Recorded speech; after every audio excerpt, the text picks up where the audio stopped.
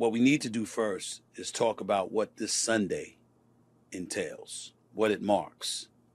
It marks the 5-year anniversary since George Floyd was murdered.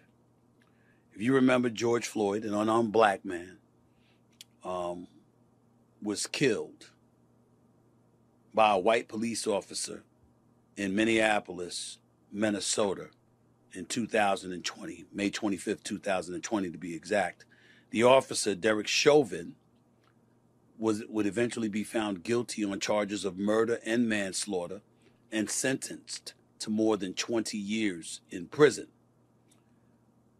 I think that on a day like today, a subject that needs to be broached is not about George Floyd specifically, because we know he was murdered. Anytime an officer keeps his knee on an individual's neck for more than 9 minutes, that's murder. We're not debating that, no matter how much the Ben Shapiros of the world and others who have talked to me about it, and I respect their opinions, but we'd have to respectfully disagree. That was murder. That's the way that I look at it, plain and simple. And I'm not deviating from that thought process one iota. Having said that, that's not the subject that I think today's show should warrant. I think that the question that should be asked is, if you're an adult in the United States of America, considering the increased focus that existed in 2020 on issues of race and racial inequality, and whether or not that was really going to lead to changes that would improve the lives of black Americans in this country, has that happened? Has that happened?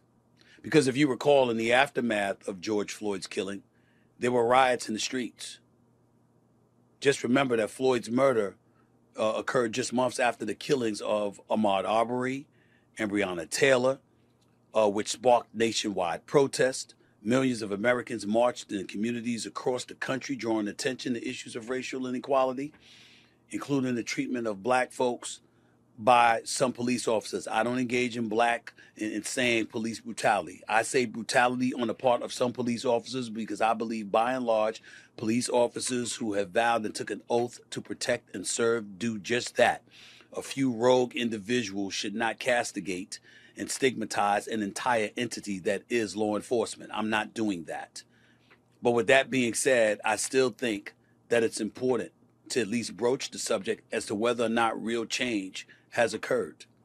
Because according to recent polls, 52% of U.S. adults said the increased focus on issues of race and racial inequality would lead to changes that would improve the lives of black Americans. 46% said it would not. That was in September of 2020. If we look at it now, in February of 2025, according to polls that I'm looking at, 72% said it didn't lead to changes at all. Didn't lead to changes at all. And when we look at that 72%, they say the increased focus on race and racial inequality after George Floyd's killing didn't lead to the improvement of lives of black Americans in this country. The share of Americans who express support for the Black Lives Matter movement stands at 52% today, a drop of 15% compared to what it was in June of 2020. This is according to the Pew Research Center. Commitment to diversity, equity, and inclusion has also declined. Companies have pulled back on DEI initiatives, and workers' views of them have grown to be more negative. We see that particularly since the Trump administration came into play. Now, me personally, I've been one who has been diametrically opposed to DEI being associated with black Americans in this country, considering the fact that white women have been the biggest beneficiaries of DEI, according to numerous statistics. Just as was the case with white women being the biggest benefactors, or the beneficiaries rather, of affirmative action. I get tired of black folks being seen as beneficiaries to something someone white has benefited from more. So I thought it was important to point that out. But nevertheless, the negative connotations still get associated and connotated with black people. And so that's something that we have to look at moving forward. 49% expressed doubt that black people will ever have equal rights with white Americans, even though that's up from 39%. I said that is up from 39% in 2020. So in 2020, 39% doubted that blacks would ever have equal rights compared to white folks. And now that number has increased to 49%, again, according to the Pew Research Center. So all of these things are things to pay attention to. And the thing that alarms me personally is that Black Lives Matter certainly has brought some scrutiny. The leaders of the movement itself brought some scrutiny upon themselves in terms of how they were handling finances and things of that nature. We don't need to get into that today. And they gave folks on the right an opportunity to come at them to really question their validity, their intent, their agenda. And those who were down for the cause for all the right reasons, essentially their voices, it was like whispering into the wind. No one really heard them because the few who appeared to be corrupt, whose agendas and intent appeared to be a bit insidious, were the ones that ended up being the face of the movement. And to some degree, it diluted its impact and potency. There is no way around that.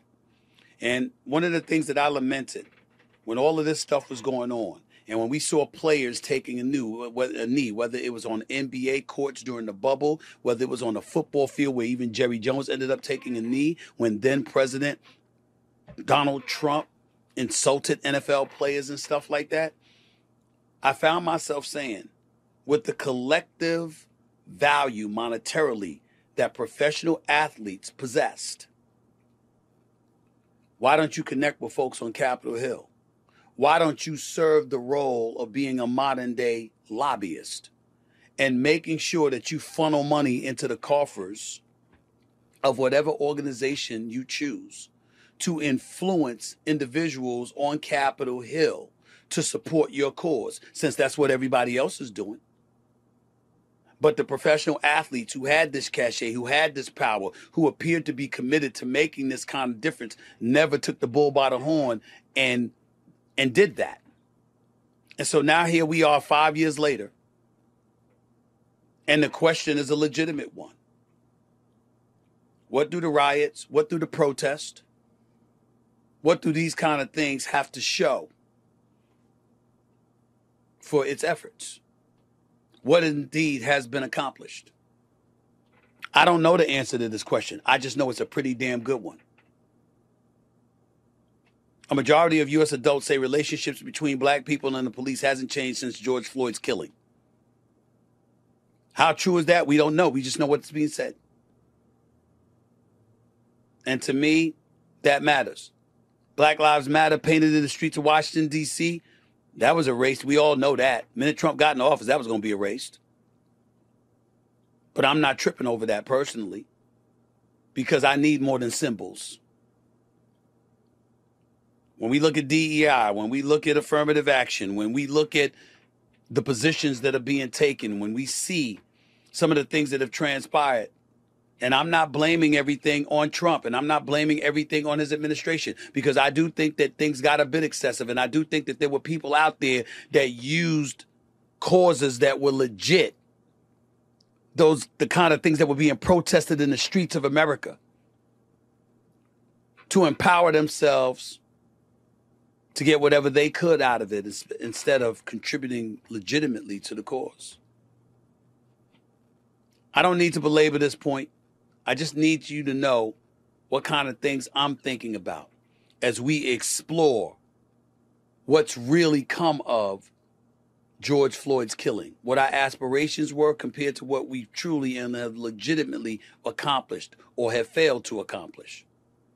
Because the fact remains that as we look at our society right now, you would think that we wouldn't have the complaints about the goings-ons that's taking place in today's society if those changes were indeed made, but they weren't made. It shows that it was a bunch of lip service, because the real change that needed to be made involved our laws, involved participation in issues that pertain to the American public, and to make sure that our voices were heard in a resounding fashion so people would know never to let these kind of things happen again. That's not what's happened. As things have changed, some would say they've remained the same. Others would say times have gotten worse. That's just the way it is right now. which means that as we move forward, maybe a little less talking and more acting, more action is necessary. I'll say it one last time. If you got that kind of financial cachet, considering lobbyists all across America and how they influence our politicians on Capitol Hill, professional athletes, Hollywood, and everybody in between had an opportunity to do this in 2020. Folks didn't do it. Instead, they gave lip service. They protested. Biden got in office. Trump was out. And as a result, they turned their attention towards stuff like cancer culture and woke politics. And the other side paid their attention to denigrating the left for focusing on those things and highlighting how it would hurt the fabric of America. And the issues that existed in 2020 still exist today. Go figure.